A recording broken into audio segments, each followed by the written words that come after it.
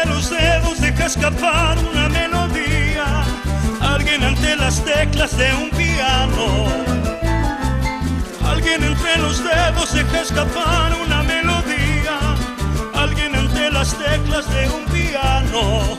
Otro declama una obra en francés. Afuera las hojas caen y es otoño en París. Afuera las hojas caen y es otoño en París. Na, na, na, na, na, na, na, na.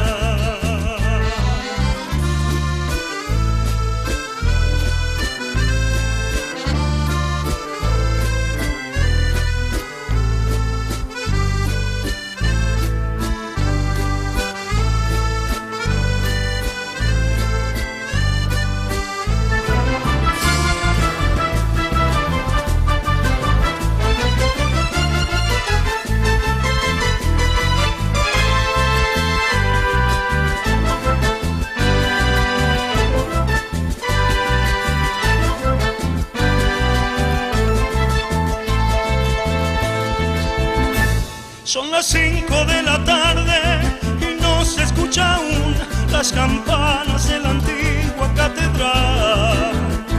Son las 5 de la tarde y no se escucha aún las campanas de la antigua catedral.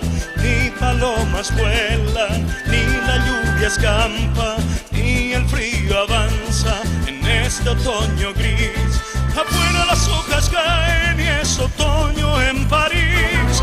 Afuera las hojas caen y es otoño en París. Ni palomas vuelan,